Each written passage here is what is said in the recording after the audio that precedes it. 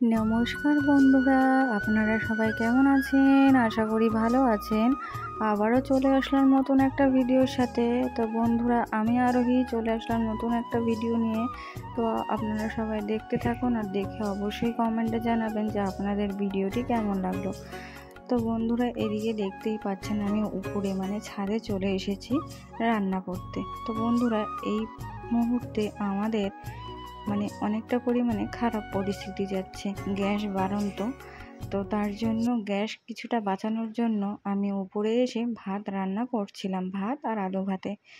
এদিকে বড় বাড়িতে এসেছে, সকাল থেকে কিছু খায়নি, তাই নিজের হাজারো কষ্ট হলে ইচ্ছে না হলেও এই জিনিসটা আমাকে করতে হবে, শুধুমাত্র তার জন্য। না হলে সে কী বা খাবে বলো? চাইলে না করে বসেও থাকতে পারতাম, কিন্তু উপায় নেই। এটাই হচ্ছে মেয়েদের জীবন।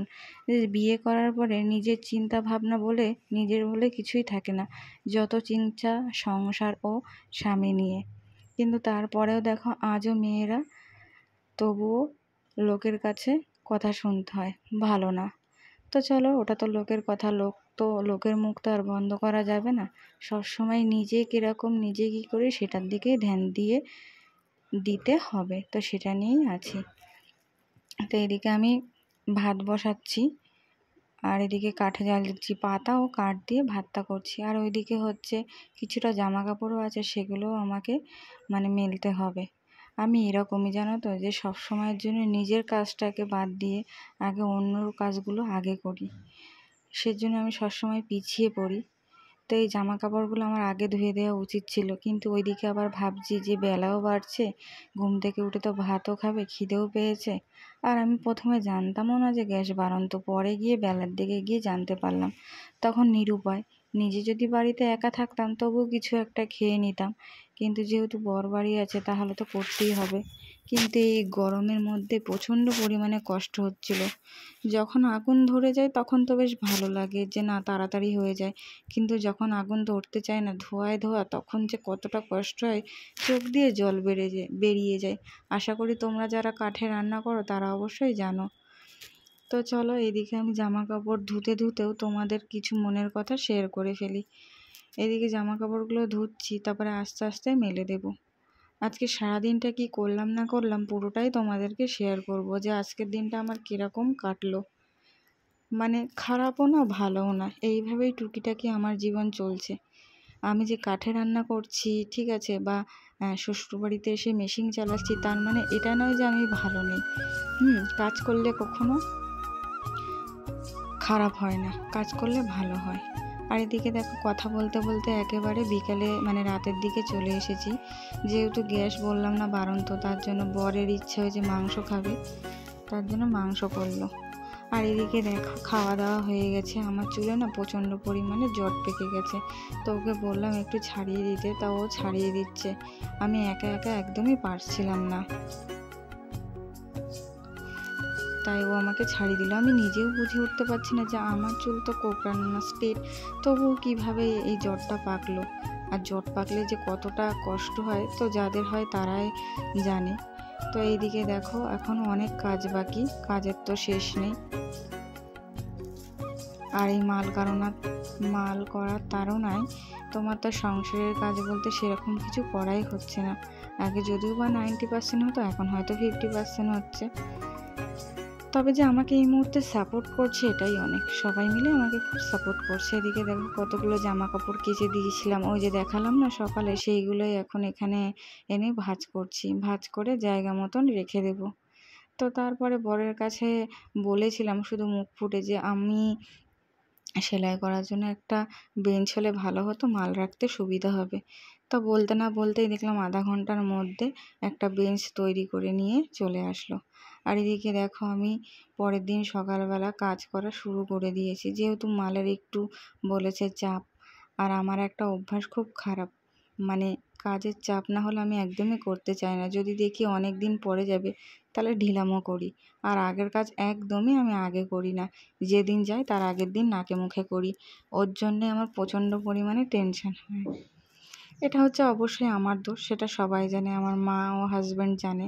আমি বাপের বাড়ি থাকতেও এরকমটা করতাম, যে যেদিন মাল যায় ঠিক তার আগের দিন করতাম। আর আগে যে ফ্রি টাইমগুলো থাকতো সেই টাইমগুলো আমি হচ্ছে মানে খেলে ধুলে বেড়াতাম। এই দেখো কি সুন্দর একটা টুল বানিয়ে দিয়েছে, বাড়িতেই আগে থেকে ছিল, সেটা আবার কাঠ দিয়ে পুরো মজবুত করে ডিজাইন করে দিয়েছে। না চাইতেই দিয়ে দিয়েছে। তো কিছু কিছু সময় শুধু টাকা দিয়ে জিনিস কিনলে হয় না, ঘরে থাকা জিনিস দিয়েও সুন্দরভাবে তৈরি করা যায়। সেটা বরকে দেখেই শিখলাম। যাই হোক, ভালো লাগলো। আর এদিকে দেখো, একটু কাজের ফাঁকে একটু ঘরটা মুছে নিলাম, ঠিক আছে। আর তারপরে হচ্ছে বিছানাটাও হালকা পাতলা একটু সোজা করলাম। ওই যে বললাম আগের মতন ঘরের পেছনে সময় দিতে পারছি না, তবু আমি ওকে বলে দিয়েছি যে তুমি কিন্তু আমাকে কিছু বলবে না, তুমি যতক্ষণ থাকবে করে দেবে। তা করে দেয়, মিথ্যে কথা বলে তো লাভ নেই, সত্যিই করে দেয় যতটা পারে, যতক্ষণ পারে।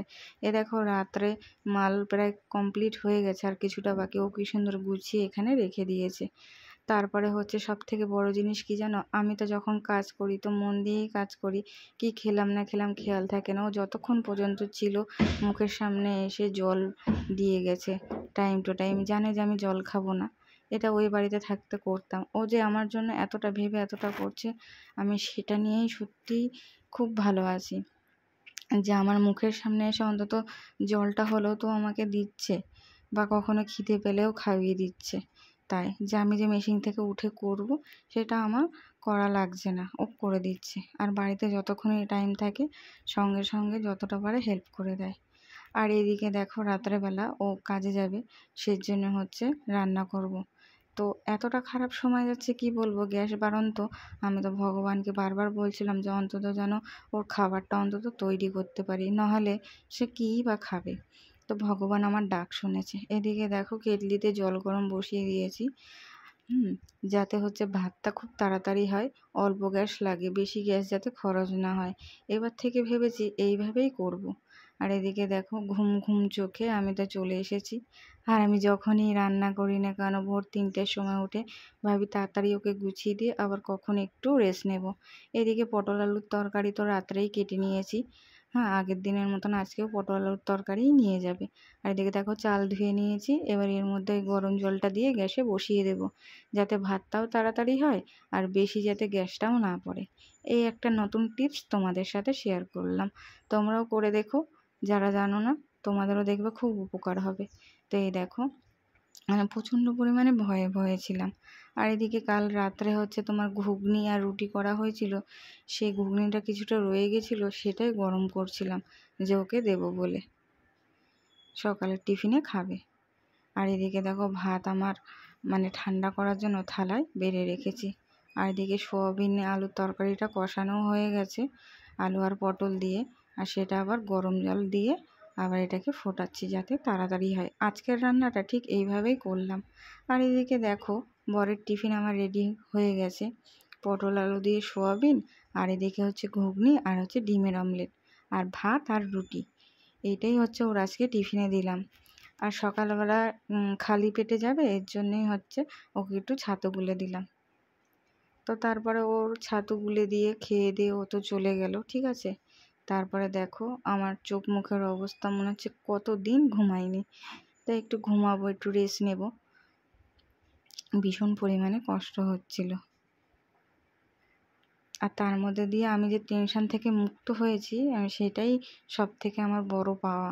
আর এদিকে দেখো সকালবেলার কি সুন্দর ঠান্ডা হাওয়া, জানলা খুলে দেওয়াতে কি সুন্দর ঠান্ডা হাওয়া দিচ্ছিল, বেশ ভালো লাগে। কিন্তু আমি না বেশিক্ষণ আবার জানলা খুলে রাখি না, মানে আমার ভয় লাগে কোথার থেকে কি ঢুকে ঢুকে যাবে। তো ওর জন্য যতক্ষণ চোখের সামনে থাকি ততক্ষণ জানলাটা খোলা রাখি, নইলে বন্ধ রাখি। তো আজকের ভিডিওটা এখানেই শেষ করলাম, বেশি বড় করব না। ধন্যবাদ, পাশে থেকো।